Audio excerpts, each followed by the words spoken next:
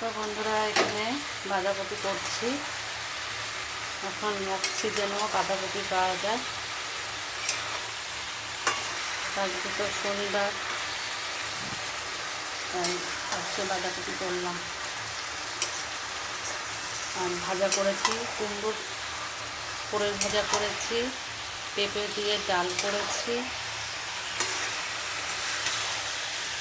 আর উচ্ছে ভাতে দিয়েছি।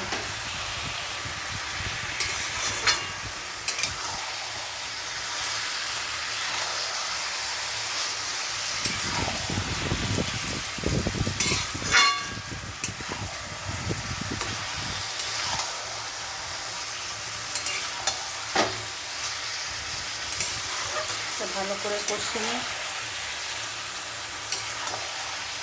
আর বাঁধাকপি, ফুলকপি বাঁধাকপিতে তেল লাগে, কম তেল হলে ভালো লাগে না খেতে, বেশি করেই তেল দিয়েছি।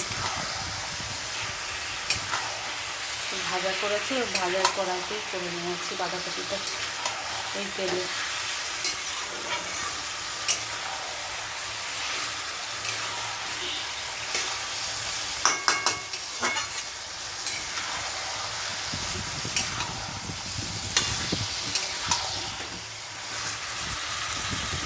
আর আমি তো রান্না ছাড়া কিছুই দিতে পারবো না, নাচতেও পারবো না, নেচে ভিডিও করতে পারবো না। তো এসবই রান্নায় দেখাতে হবে। ফেসবুক মামা যদি পছন্দ করে এতে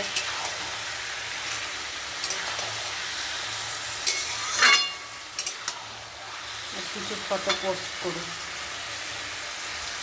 যেটা পারবো না সেটা ধরে লাভ কি।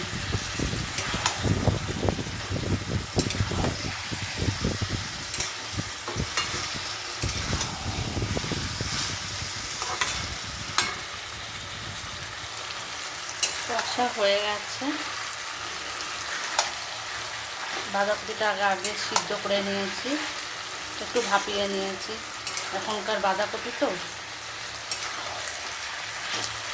এমনিতে শীতকালে বাঁধাকপিও আমি অল্প ভাপিয়ে নিই। জল দিয়ে দিলাম। আলুটা সিদ্ধ করে নিয়ে নিই তো, সেই জন্য জলটা দিয়ে দিলাম একটু বেশি করে।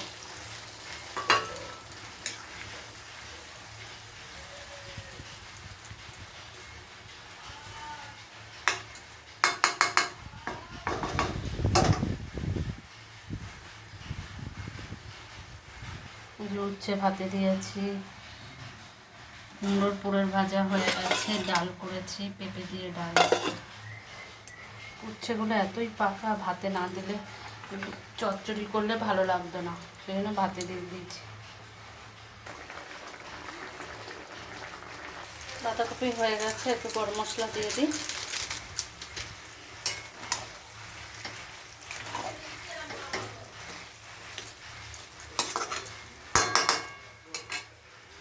দেখো বন্ধুরা, গাছের লেবু দিয়ে নিতে এসেছে, পেরেছে।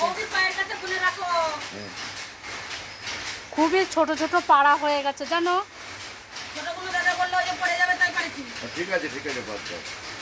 এইটা তো একদম পাকা, এত সুন্দর।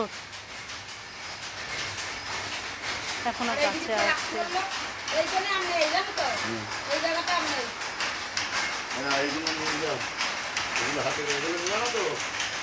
এখনো গাছে আছে, আমি হাতে করে করে নিতে। কি রোদ পেয়েছে।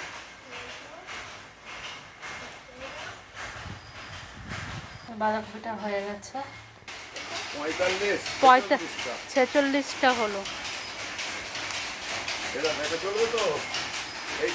এখনো গাছ ধরিনি, তাই এই যে এইটুকু, এটা একদম গাছ পাকা, ওটা ধরিনি।